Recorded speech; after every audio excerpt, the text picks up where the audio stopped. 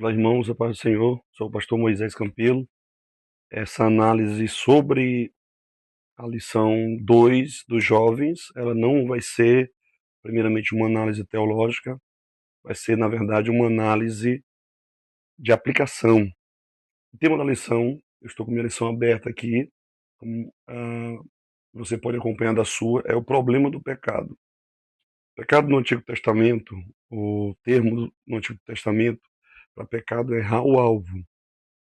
O termo no Novo Testamento é um termo que é o termo hamartia, que incrivelmente onde aparece em Romanos mais do que em qualquer outro livro do Novo Testamento, inclui a ideia de você se separar de Deus. Essa separação, ela envolve também uma quebra da lei de Deus. Então, o nosso texto principal diz: todos pecaram e afastados estão, destituídos estão da glória de Deus. Lembre-se que esse todos aí é universalidade. Esse destituídos da glória de Deus é porque glória envolve templo e envolve presença. Então, o pecado, ao mesmo tempo que ele é universal, ele afastou o homem de Deus. O resumo da lição diz: o pecado separa. Essa separação é separação espiritual, moral, mas Cristo restaura. Ele é a solução divina para a culpa, que já é uma consequência de sofrimento, outra consequência e morte, que assola a humanidade. Tá bom? Então, vai ser um comentário rápido, mas eu quero lhe ajudar na parte de aplicação. Não vou ler o texto bíblico, mas vou me basear na parte de aplicação. No ponto 1, no ponto 1 você tem aí já a primeira aplicação. Se você quiser aplicação de 1.1, você pode colocar o pecado deve levar-nos a entender ou a assumir nossa responsabilidade individual. Todas aquelas ideias do eu fiz por causa da pessoa tal, eu fiz por causa do ambiente tal, se eu não tivesse estressado, se eu não tivesse, tudo isso, esse ponto 1 vai destruir. Pecado envolve eu dizer eu pequei, eu errei. Então, numa sociedade que transfere culpa, assumir o pecado já faz diferença. O ponto de número 2 vai colocar a tentação e a escolha errada. Tentação nada mais é do que um convite para errar. Então, a tentação ela cativa a tua imaginação, você sente prazer e você começa a planejar fazer o que é errado. Então, o pecado não o convite é externo no Éden, mas a tentação ela alcança o coração, pensamentos, emoção e vontade. Então, a lição que fica para nós, a aplicação, é vigie o coração, porque ser tentado não é pecado, mas aceitar a tentação é. Ponto 3 diz: todos pecaram. E aí, a aplicação que nós podemos fazer é: ninguém escapa dessa realidade. A única ou a melhor parte para verificação que existe na teologia é o pecado. Porque todos os dias, querendo ou não, ou se não vigiarmos, nós iremos também tropeçar. Então, o pecado ele não é local apenas, ele não é dentro de um contexto, ele não depende de um ambiente específico, ele é real, espiritual, moral, e ele está em todos os lugares, invade todas as fronteiras e ninguém escapa dele. Por isso que nós devemos ter cuidado com as teorias que vão associar o mal à cultura, à educação. O problema do homem é a ignorância. Temos que vigiar. O ponto 2, veja que eu estou trabalhando só os pontos, vai ser um comentário rápido, é sobre as consequências do pecado. Essa expressão consequência, ela aparece muito em Provérbios, porque vai dizer lá que o homem vai comer do fruto das suas próprias ações. É, é, na verdade, Gênesis 3 é sobre o tentador, a tentação, o pecado e as consequências dele com o juízo divino. A primeira consequência é a consequência da separação. E aí você pode fazer uma aplicação. Você já percebeu que quando você peca, você se sente longe de Deus, você começa a perceber, se sentir vazio, se sentir um desânimo, você começa a perceber que a sua vida não é mais a mesma, você para de se sentir você mesmo, porque o pecado, ele faz a presença que deveria ser amada agora ser rejeitada. Já viu tanto de jovens hoje que quando fazem o que é errado, querem logo sair da igreja em vez de confessar o próprio erro? Então são aplicações que podemos fazer nesse ponto 1 aí. No 1.1, o 2.2 envolve os efeitos emocionais e psicológicos do pecado, que envolve a culpa, que é quando eu sinto que eu fiz errado, e envolve a vergonha, que quando eu quero me esconder ou eu sinto o impacto social do que eu fiz, ou do que eu fiz foi errado.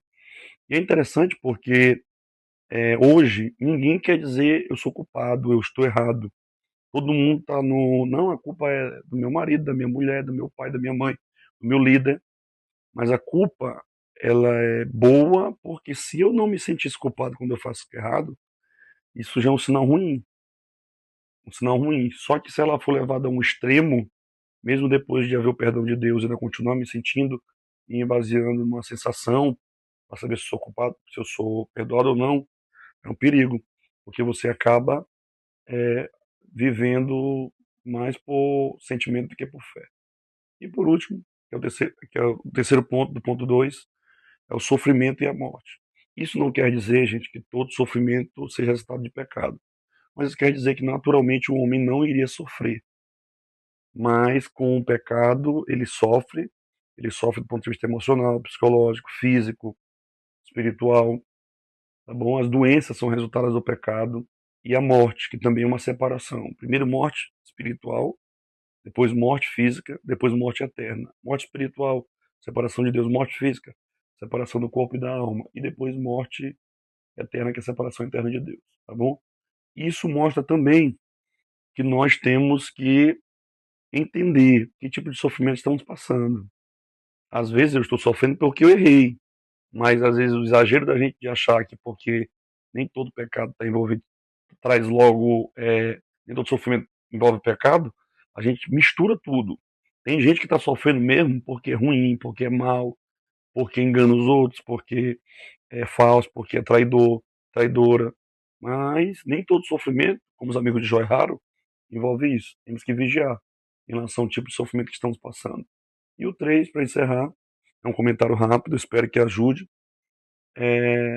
Há uma solução.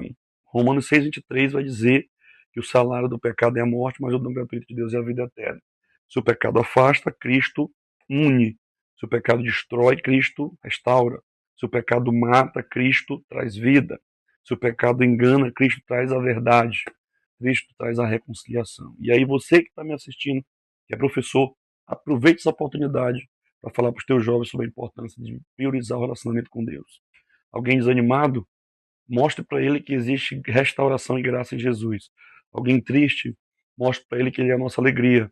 Alguém distante de Deus, devido às provas e lutas, e os passados e remorso misturado com culpa, mostre para ele que o Cristo que o salvou é o Cristo que pode sustentá-lo.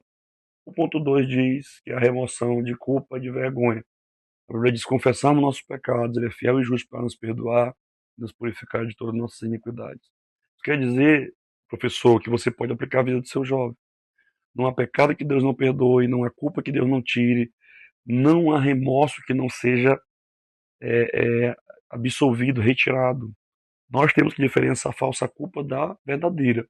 A falsa culpa, mais uma aplicação, envolve quando eu pequei, mas eu não quero largar ou não abandono meu pecado. Corrigindo, a verdadeira culpa envolve pecado que eu não confessei. A falsa culpa envolve pecado que eu confessei, mas muitas vezes eu não me sinto perdoado. E aí começa um turbilhão dentro de mim, de pensamentos e sensações para mim, talvez condicionar o perdão de Deus ao meu tribunal interior. E o último ponto aí é a superação do sofrimento e da morte. Quem nos traz a vida é Cristo, quem nos traz consolo é Cristo.